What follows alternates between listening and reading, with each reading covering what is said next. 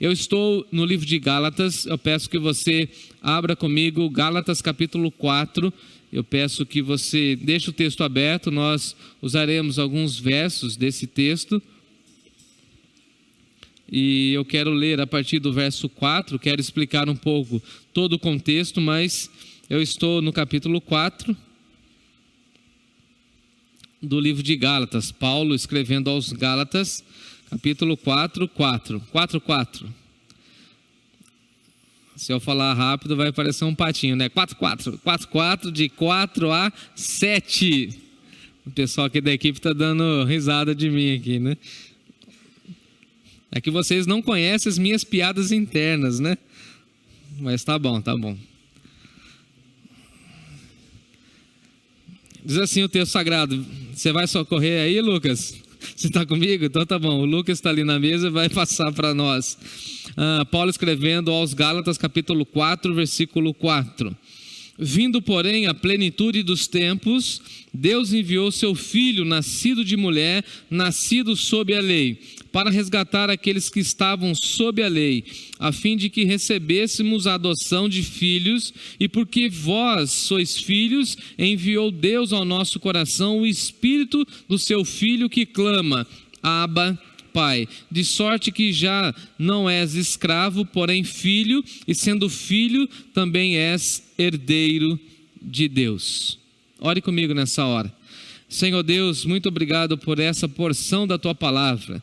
Obrigado pelo nascimento de Jesus, obrigado porque nós estamos celebrando o nascimento de Jesus. O Natal é tão significativo na história do cristianismo e faz todo sentido a nossa existência. E assim pedimos que as famílias que estão nos acompanhando sejam abençoadas com essa exposição bíblica. Fale conosco, use a minha vida conforme a Tua vontade, tenha compaixão e misericórdia da minha vida, que eu seja apenas um instrumento do Senhor a transmitir o Teu recado. A minha oração é de gratidão e eu oro em nome de Jesus. Amém. Amém. O tema da nossa reflexão hoje é a mensagem do Natal. Nós estamos diante de um texto em que nós acompanhamos e vemos a Trindade de forma atuante. Nós acompanhamos a atuação do Deus Pai enviando o seu Filho, o Deus Pai enviando o Espírito, e nós temos o Espírito Santo de Deus habitando o coração daqueles que são filhos de Deus. Nós temos Jesus que é enviado para a missão de salvar e resgatar, e dessa forma então nós acompanhamos a Trindade atuando nesse texto ou através dessa exposição. Então nesses versos nós temos a ação de Deus Pai, e assim nós podemos acompanhar como Deus Pai vai atuando, e também como o Espírito Santo nos dá a certeza e valida o Espírito Santo como uma espécie de testemunha da nossa filiação para com Deus, e Jesus, o Filho de Deus, cumprindo a missão de nos resgatar da lei, do pecado, da condenação. Então todo o contexto vai falar para nós dessa relação de herdeiro. O texto vai falar de escravo, e aqui Paulo está querendo mostrar para nós que não há de fato essa relação de que alguns são menores, são inferiores, porque nós conhecemos o contexto da carta.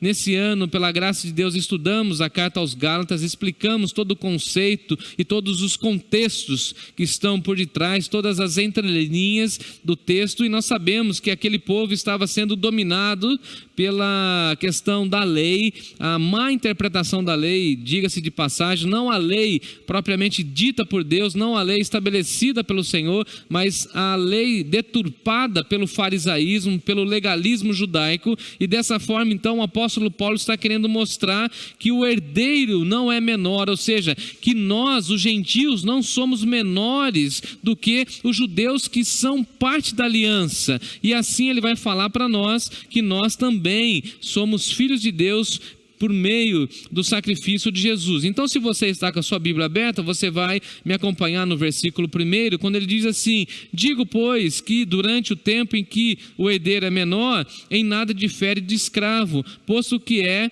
ele senhor de tudo. E aqui Paulo está fazendo essa relação do escravo, essa diferença do escravo, e fazendo também essa diferença do herdeiro, tentando mostrar como todos esses conceitos fazem parte do plano de Deus. Diz assim o versículo 2: mas está sob tutores e curadores até o tempo pré-determinado pelo Pai. E aqui nós temos essa explicação do apóstolo Paulo, e aí no versículo 3 ele amplia a nossa compreensão do texto antes de nós mergulharmos no texto a partir do verso de número 4.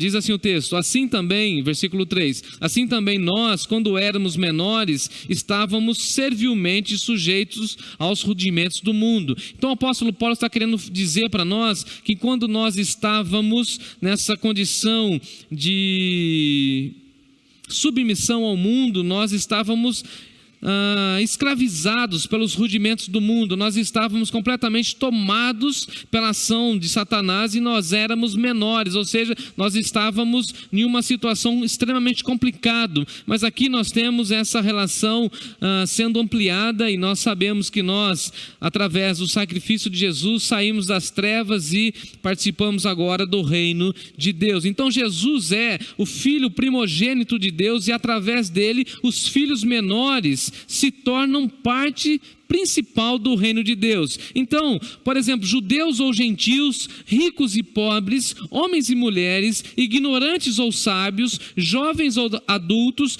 todos nós somos herdeiros de Deus por meio de Jesus e livres pelo sangue de Jesus. Então, o apóstolo Paulo, na realidade, está nos revelando a partir do relacionamento que temos com Deus por meio do sacrifício de Jesus. Então todos aqueles que se apropriam do sangue de Jesus, que confessam o sangue de Jesus, que creem no nascimento de Jesus, ou seja, creem na mensagem do Natal, agora não são mais menores, eles estão incluídos no plano de Deus, e nós também fazemos parte desse plano de Deus maravilhoso. Eu gosto de uma frase de um autor desconhecido que diz assim: todo menino quer ser homem, todo homem quer ser um rei, e todo rei quer ser Deus, mas somente Deus quis ser menino. Eu acho isso incrível. Somente Deus quis ser um menino e enviou o seu filho para se tornar um de nós. E assim nós entendemos na teologia paulina essa ideia da encarnação. Eu sei que talvez alguns devem estar estranhando como nós estamos expondo a mensagem do Natal a partir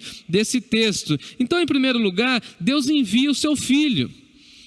Tem muita gente pensando que esse texto não tem nada a ver com o Natal, e eu digo, repito, tem tudo a ver com o Natal. Me acompanhe no versículo 4. Vindo, porém, a plenitude dos tempos, Deus enviou seu filho, nascido de mulher, nascido sob a lei. Então, na plenitude dos tempos, Deus enviou o seu filho. E essa expressão grega para a plenitude nos fala daquilo que está cheio, daquilo que está completo, ou seja, no tempo apropriado de Deus, Deus o Pai enviou o seu Filho. Então é Deus que conhece o tempo, é Deus que conhece a história, é Deus que governa a história, e no tempo dele, no tempo apropriado, no tempo oportuno, como nós chamamos na teologia, no Kairos de Deus, nesse tempo estabelecido pelo Senhor, Deus envia o seu Filho, provando assim à humanidade o seu amor e fazendo com que todos conheçam o seu amor eterno, mostrando o seu plano redentor por meio do Senhor Jesus. O apóstolo Paulo fala da plenitude dos tempos, e aqui nós entendemos que nesse tempo, no primeiro século, o Império Romano estava dominando. O Império Romano construiu rotas e estradas maravilhosas, e assim o Evangelho conseguiu se expandir, e por isso foi na plenitude dos tempos. O apóstolo Paulo, levando a mensagem aos gentios, aproveitou todas as rotas que o Império Romano criou e as estradas, e assim divulgou o Evangelho. Nós sabemos que no primeiro século a língua grega era falada, e assim houve essa facilidade de disseminação da mensagem do Evangelho, e isso também prova que tinha que ser nesse tempo, na plenitude dos tempos. E o Império Romano também usava a crucificação como forma de morte, e assim mostrando então que ele era o momento em que Jesus poderia então cumprir todas as leis, cumprir todos os ritos e cumprir todas as profecias. Então havia uma possibilidade de expansão da mensagem do Cristo, havia rotas datas em que essa mensagem pudesse ser escoada, falada, e havia também um momento histórico em que o império produzia aquela morte sangrenta, violenta da cruz, como havia predito o Antigo Testamento e os profetas já haviam falado. Então foi na plenitude dos tempos. Então algumas pessoas podem pensar: por que Jesus não veio hoje? Porque Deus assim não quis. Deus quis que fosse nessa época, nesse tempo, ou seja, na plenitude dos tempos. Então, nessa expressão, Paulo revela para nós que Deus é o Senhor da história, que Deus governa a história. Somente o eterno é aquele que pode ditar o rumo da história. Então, Deus quis dividir a história antes de Jesus e depois de Jesus, e por isso naquele tempo, naquele momento, Deus envia Jesus para essa missão. Foi na plenitude dos tempos. E aqui nós aprendemos que Deus é soberano e como Deus vai agindo no tempo certo, revelando o seu amor, e vai mostrando como Ele vai intervindo na história para mostrar o seu plano, para mostrar a redenção, para revelar a sua magnitude, a sua grandeza, através dessa ação graciosa em que Jesus se submete na condição humana e assim permanece encarnado entre nós, sofrendo, vivendo assim a vida humana e mostrando como é de fato viver debaixo da dependência de Deus, cumprindo a lei de Deus. E aqui na realidade essa expressão fala para nós que Deus enviou. O versículo 4 diz assim: Deus enviou seu Filho. Deus enviou seu Filho. E essa expressão nos remete muito a João 3,16, que você sabe de cor, e eu convido você a declamar comigo, porque Deus amou o mundo de tal maneira, de uma maneira impressionante, gigantesca, que deu, que enviou, que entregou o seu Filho unigênito. Para quê? Para que todo aquele que nele crê não pereça, mas tenha a vida eterna. Então é Deus que envia. Deus enviou o seu Filho, e assim também nós temos no Evangelho de João, no capítulo 1, versículo 14, a expressão que diz: e o verbo de Deus, ou seja, Jesus, a palavra de Deus, o Logos de Deus, se fez carne e habitou entre nós. Ou seja, Jesus foi enviado por Deus e Ele aceitou essa missão. Ele ficou encarnado, Ele foi o verbo que encarnou-se entre nós, Ele habitou entre nós, Ele morou entre nós, Ele tomou a figura humana. E essa expressão enviar para Paulo é muito forte no texto, tanto é que Paulo usa duas vezes. Ele fala que Deus enviou Jesus e depois Deus enviou o Espírito Santo. E essa expressão enviar significa literalmente enviar um representante para uma tarefa específica. Então o apóstolo Paulo está dizendo para nós que o Natal é esse momento em que nós lembramos que Jesus é a representação exata da figura de Deus, da pessoa de Deus, do caráter de Deus. Então Jesus é comissionado por Deus e assim Jesus é enviado por Deus. Jesus é o representante de Deus na terra, enquanto Ele aqui está para a honra e glória do Pai. Então essa expressão mostra que Jesus foi enviado em um estado diferente, ou seja, Jesus é o verbo, é o Logos de Deus. Ele faz parte da criação com Deus, Ele é filho do Pai, Ele é unigênito, não há nenhum da sua espécie, por isso Ele recebe esse título. Então o verbo enviar fala da pré-existência de Deus, ou seja, aquele que estava com o Pai criando todas as coisas, agora recebe a missão de ser enviado e assim tomar a forma humana, conforme Paulo escreve aos Filipenses.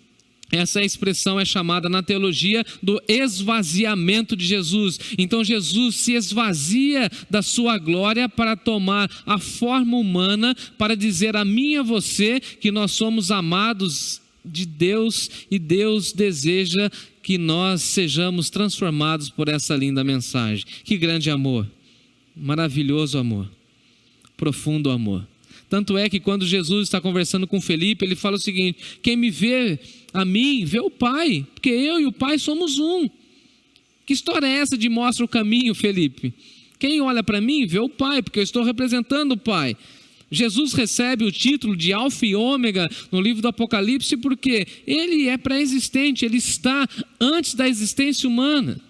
De eternidade a eternidade Ele está com o Pai, criando todas as coisas. E aqui nós temos essa expressão do apóstolo Paulo que diz que Ele foi enviado. E na linguagem de Paulo, quando ele escreve aos Colossenses, ele fala que Jesus é a imagem do Deus invisível. Então, se nós queremos conhecer um pouco a respeito de Deus, precisamos conhecer Jesus, passar por Jesus. E esse é o momento específico em que nós paramos a nossa existência e pensamos no nascimento de Jesus. Para o autor aos Hebreus, inclusive, ele chega a dizer que Jesus é a expressão exata do seu ser, ou seja, Jesus é a cópia de Deus. Jesus faz tudo aquilo que o Pai deseja que Ele faça. Então isso é incrível para nós, porque revela o amor de Deus para a minha vida, para a sua vida, e essa é a mensagem do Natal. A mensagem do Natal é que Deus nos amou tanto, na expressão de João, de tal maneira, extrapolando todas as nossas intenções, todas as nossas motivações, eu diria até todas as nossas racionalidades, toda a nossa forma de pensar, Ele envia Jesus. Tanto é que o apóstolo Paulo, escrevendo aos Romanos, vai dizer para nós que não há nenhuma prova de amor tão excelsa, tão grande como a de Deus ao enviar Jesus, porque Jesus foi enviado a esse mundo para morrer no nosso lugar, sendo que nós éramos pecadores, inimigos de Deus, mas mesmo nessa condição de inimigos de Deus, Deus nos amou de tal maneira que enviou seu Filho para morrer no nosso lugar, lá na cruz do Calvário. E aqui nós temos essa expressão de Paulo: vindo porém a plenitude dos tempos, Deus enviou seu Filho. Ele envia seu Filho, e essa é a manifestação de Deus na nossa direção, e por isso nós amamos o Natal, celebramos o Natal, porque nós lembramos que nós somos amados por Deus, amados de Deus, ao lembrar que Jesus foi enviado para o nosso lugar, e para morrer na cruz e pagar a justiça de Deus. O apóstolo Paulo ainda chega a dizer que Jesus foi nascido de mulher e estava sob a lei. E a expressão que nós temos do apóstolo Paulo é essa: sob a lei. E esse sob a lei é um termo técnico que significa sujeito ao sistema judaico da época, o sistema legalista daquela época. E aqui na realidade a gente tem uma crítica ao farisaísmo. Então Paulo está falando o seguinte: Jesus veio e ficou sob a lei, mas não sob a lei de Moisés, mas sob a interpretação farisaica que os judeus faziam da lei de Moisés. Não é simplesmente uma crítica à lei, não é isso, mas Jesus também ficou submetido à lei de Deus, para cumprir a lei de Deus. Isso aqui é magnífico. Só há uma pessoa que conseguiu cumprir toda a lei de Deus. Essa pessoa é Jesus, o nosso Senhor, o nosso Salvador. Por isso que Ele se torna para nós o nosso Redentor. Por isso Ele promove em nós a remissão. Por isso Ele concede a nós a justificação. Porque somente Ele consegue cumprir toda a lei de Deus, somente Ele consegue estabelecer a lei de Deus, e somente Ele consegue viver de uma tal maneira que o amor de Deus revelado na lei e a justiça de Deus revelada na lei se tornam realidade na vida de Jesus. Então diz o texto que Jesus foi enviado pela parte de Deus, nascido de mulher e nascido sob a lei. E essa expressão de Jesus, filho de Deus, nascido sobre a mulher, é muito interessante, porque vai reforçar para nós essa ideia da encarnação, ou seja, o verbo de Deus, o filho de Deus, aquele que estava com o Pai lá em Gênesis, criando todas as coisas, agora resolve ser encarnado, ou sofrer essa encarnação, tomar a figura e a forma humana, mas ele nasce de uma mulher, e nós conhecemos o texto bíblico, ele nasce de uma virgem, de uma mulher pura, de uma mulher piedosa, de uma mulher temente a Deus, de uma mulher consagrada, porque Jesus obviamente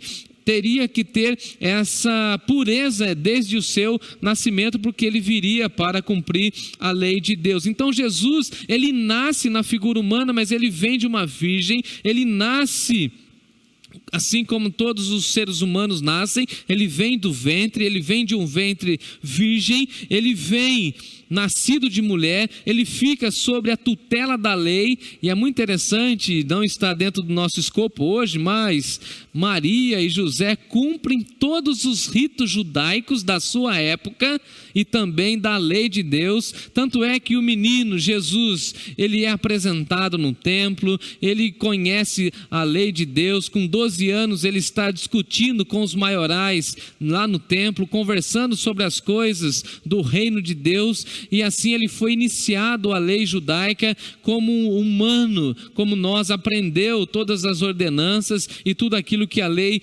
prescrevia, mostrando para nós que é possível sim, por meio dele, por meio do sacrifício dele, cumprir a lei de Deus. E assim nós temos essa expressão do apóstolo Paulo, que Deus enviou o seu filho, nascido de mulher, nascido sobre a lei. Então a mensagem do Natal, em primeiro lugar, é essa, que Deus enviou o seu filho, e cabe a nós desfrutar dessa ação maravilhosa de Deus, desse Deus que envia Jesus para nascer e viver entre nós. Então Jesus nasceu sob a lei, justificou aqueles que creem por meio da graça, e Jesus então nasceu sob a lei para resgatar aqueles que estavam sob o jugo da lei, e só ele cumpre a lei, e Jesus nos liberta da maldição da lei. Isso aqui é incrível, porque a lei diz que todo aquele que errar em um só mandamento é réu de toda a lei. E aqui Jesus fala o seguinte: eu os liberto do jugo da lei e forneço a eles, os meus filhos, a graça. Louvado seja Deus por isso. E qual é a missão de Deus aqui nesse texto? Está todo mundo comigo aí? Está todo mundo comigo. Tem dois propósitos de Deus aqui. A primeira é a missão de resgatar. Eu achei interessante isso. Versículo 5. Jesus foi enviado para quê? E a expressão aqui no português tem um para, e sempre quando tem um para é porque o autor vai explicar aquilo que ele já deixou bem estabelecido. Deus enviou Jesus para quê? Para nos resgatar. Resgatar do que e da onde? Resgatar os que estavam sob a lei. Então a expressão literalmente significa redimir. É um termo jurídico cuja ênfase é comprar de volta, é readquirir. Eu achei incrível isso. Nós fomos comprados novamente. Isso aqui é sensacional. Jesus foi enviado por Deus para comprar a nossa vida. E aí o apóstolo Pedro vai dizer para nós que nós fomos comprados não por ouro, nem por pedras preciosas, mas pelo precioso sangue de Jesus. Então Jesus é enviado ao mundo, e essa mensagem do Natal é magnífica, para comprar a nossa vida, para nos redimir, para nos readquirir. E a figura ilustrativa que eu gosto de pensar a respeito de Jesus aqui, quando eu uso essa expressão redimir, resgate, é que Jesus é o grande salva-vidas. Eu gosto dessa imagem, eu acho maravilhosa essa imagem. Jesus como salva-vidas, lançando para nós o bote, mas o bote da graça de Deus, tentando nos resgatar da lei, dos nossos delitos, dos nossos pecados, das garras de Satanás. E por conta do pecado, nós sabemos que nós estávamos nas garras de Satanás e distantes de Deus, e somente Jesus, sendo enviado pelo Pai, é que pode nos resgatar, nos readquirir, comprar a nossa vida novamente para Deus. Então o Natal traz para nós a memória de que Deus, o Pai, enviou Jesus para nos tirar das trevas e nos colocar, nos plantar no reino de Deus. O Natal traz para nós a mensagem poderosa de que nós somos alvo do amor de Deus, a ponto dele enviar Jesus para nos comprar, para nos redimir, para nos readquirir. Então Satanás, que queria ter todo o controle da nossa existência, e aí nós recebemos a mensagem maravilhosa do Evangelho, que Deus enviou Jesus, e Jesus lá na cruz nos comprou, nos salvou, e o sangue de Jesus nos liberta de todo pecado. Amém, glórias a Deus. O apóstolo Paulo chega a dizer que nós somos resgatados da lei. Nós somos resgatados da maldição da lei. Jesus veio para nos resgatar aqueles que estavam sob a lei, debaixo da lei, ou seja, debaixo da condenação da lei. E por isso o apóstolo Paulo chega a dizer que não há nenhuma condenação para aqueles que creem em Jesus. Nós não somos mais condenados a partir da leitura da lei. Nós agora somos alvo da graça de Deus, da misericórdia do Pai. Louvado e exaltado seja o nosso Deus. A nossa redenção, a nossa remissão tem uma função dupla. E eu explico. A libertação da lei, nós somos libertos da lei. E é por isso que é interessante quando alguém chega e fala o seguinte: mas você não está cumprindo a lei. Eu falo assim: não, eu sou liberto da lei. Agora eu vivo na graça. E aqui eu explico, não é para você ficar pensando assim: agora que nós estamos na graça, então eu posso fazer tudo. Não é bem assim, hein? Toma cuidado. Nós somos libertos da condenação da lei. Nós não seremos julgados pela lei, seremos julgados pela graça. E aqueles que já estão em Jesus não serão julgados. Não há nenhuma condenação para aqueles que estão em Cristo Jesus. Então, essa redenção tem uma missão dupla. Nós somos libertos da lei e nós somos libertos para alguma coisa. Eu gosto do Billy Graham quando ele fala que Deus nos liberta para algo melhor. Olha que incrível. Nós somos libertos da lei, do império da lei, do legalismo farisaico para algo melhor. Agora nós vivemos a ética do reino de Deus. Nós não vivemos mais na cartilha farisaica, agora nós temos o Sermão do Monte, que é agora o código de ética dos cristãos. É por ali que nós somos guiados, é por ali que nós somos amparados, a nossa pauta está ali. É Mateus que nos dá a pauta de Jesus ali no Sermão do Monte, capítulo 5, 6 e 7. Então, Deus nos ama e nos quer bem, essa é a mensagem do Natal. Glórias a Deus nas alturas e paz na terra a quem Ele quer bem. Por isso Ele envia o seu Filho. Quando Jesus está conversando com Zaqueu, diz o texto bíblico que o Filho do Homem veio buscar e salvar o perdido. E por isso a minha ideia aqui nesse tempo e nesse momento é que Jesus, a figura de Jesus para mim é muito clara como o salva-vidas, como aquele que está resgatando aqueles que estão perdidos, aqueles que estão no mar de pecado. A segunda missão dada por Deus a Jesus, além de nos resgatar, também é nos fazer filhos, e esse é o grande tema aqui no capítulo 4 de Gálatas. Somente Paulo usa esse termo aqui, falado por ele, obviamente, adoção. Nenhum outro apóstolo fala que nós somos adotados por Deus. E aqui é interessante que nós precisamos fazer um esclarecimento, ou eu preciso fazer um esclarecimento. Eu ouço com muita frequência, assim: todos são filhos de Deus. É só falecer algum artista que todo mundo fala o seguinte: não, agora o fulano está nas mãos de Deus. É só morrer alguém que a pessoa se torna santa, pura, e todo mundo fala assim: afinal de contas, ele também é filho de Deus. Mas na realidade a Bíblia fala de outra perspectiva. Todos nós, todos da raça humana, somos criaturas de Deus, criados à imagem e semelhança de Deus.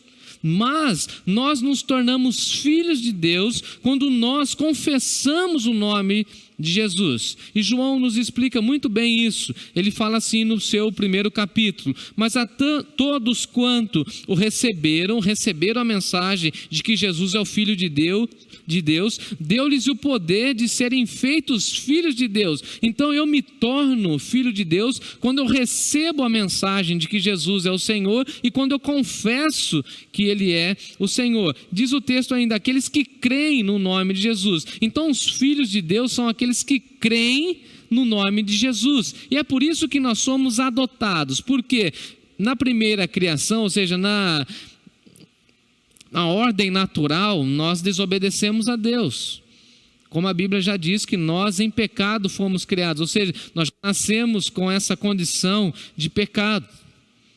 Ou seja, nós já nascemos caminhando para Satanás. Mas aí, em dado momento da nossa existência, o Espírito Santo fala no nosso coração e nós confessamos a Jesus, e nesse momento nós somos adotados por Deus. E é muito incrível esse conceito que o apóstolo Paulo aqui nos diz. Então Jesus é enviado por Deus para nos resgatar da maldição da lei e para nos fazer filhos, ou seja, nós somos adotados. Diz assim o versículo 5: para resgatar aqueles que estavam sob a lei, a fim de que recebêssemos a adoção de filhos. Então eu sou filho de Deus. Eu não sou judeu, ou seja, eu não sou filho de Abraão, não tenho linhagem judaica, mas eu sou filho de Abraão pela fé, pelos méritos de Jesus. Isso aqui é sensacional. E aí eu me sinto adotado por Deus, eu me sinto acolhido pela graça de Deus. E essa é a mensagem do Natal. Que eu e você sejamos impactados com essa mensagem. Porque Paulo, escrevendo aos Romanos, vai dizer assim para nós: todos nós somos guiados pelo Espírito Santo de Deus. E aqueles que são guiados pelo Espírito Santo de Deus são filhos de Deus. Porque não recebemos o espírito da escravidão para vivermos outra vez atemorizados, mas recebemos o espírito da adoção, baseados no qual nós clamamos Abba, Pai. Se nós somos adotados, logo nós reconhecemos e recebemos a nomenclatura de filhos. E se somos filhos, temos o nosso Pai, e o nosso ser, a nossa alma, o nosso interior clama dizendo Abba, Pai. E aí o apóstolo Paulo, eu caminho para a conclusão, diz para nós que Deus envia o seu Filho. Se ele enviou o seu Filho, agora nós temos a segunda colocação do apóstolo Paulo, que Deus enviou o seu Espírito. Então primeiro Deus envia o Filho e depois Deus envia o seu Espírito. E é interessante que o coração é a morada do Espírito. Me acompanhe o versículo 6. E porque vós sois filhos, porque vocês agora desfrutam da filiação de Deus, Deus enviou a vocês o Espírito Santo, o Espírito do seu Filho, e Deus enviou para morar no seu coração. Então o Espírito Santo de Deus mora no nosso coração. E a expressão grega para coração é cardia.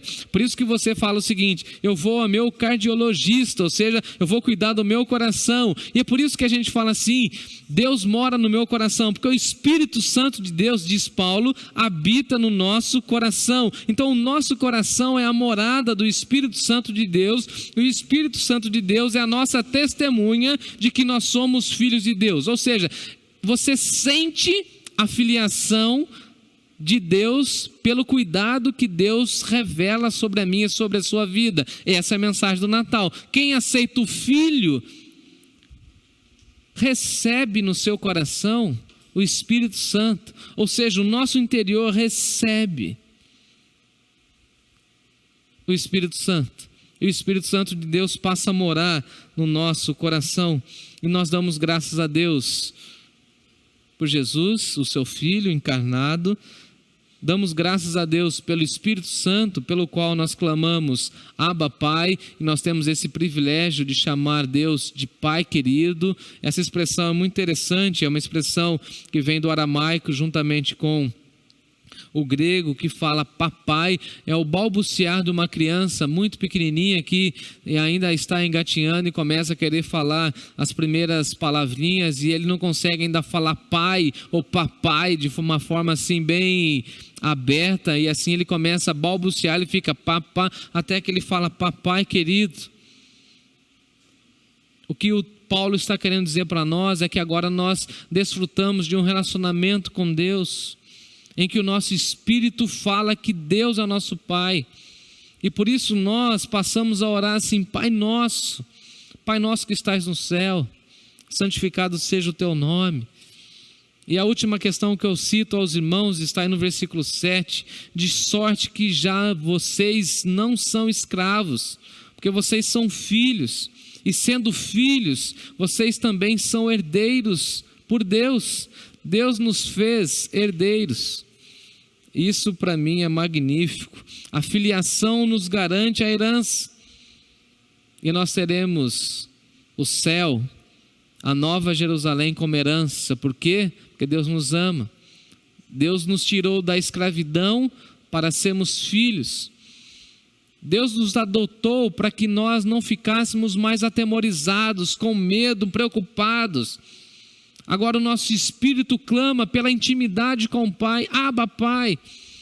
Por quê? Porque na plenitude do tempo, ou seja, no momento exato, Deus enviou o seu Filho. Essa é a mensagem do Natal. Se renda ao Natal. Se renda à mensagem que diz: eu te amo. O nascimento de Jesus, lá naquela humilde estrebaria onde não tinha lugar, de maneira simples, era o grito de Deus falando ao seu e ao meu coração: eu te amo. Eu quero te dar o céu como herança. Eu quero ter um relacionamento com você. Se renda. Celebre o Natal. Eu diria, curta o Natal nesse sentido em que você entende a mensagem de Deus. Deus me ama tanto que entregou Jesus para me libertar da lei, da maldição da lei, para me adotar e de tabela, como diria um amigo meu, de quebra, me fazer herdeiro de tudo aquilo que Ele criou. Um dia, eu e você, todos nós que cremos em Jesus, estaremos com Ele, reinando para todo sempre. E um dia alguém vai falar assim para mim e para você: nossa, você não tem algumas coisas aqui nessa vida? Assim como eu já disse algumas vezes: não, eu tenho tudo. O meu pai é rico e eu sou herdeiro de todas as coisas. Essa é a mensagem do Natal. Deus nos ama. E por isso nós convidamos você a cantar conosco a memória, a mensagem bíblica a respeito do Natal. Cante conosco.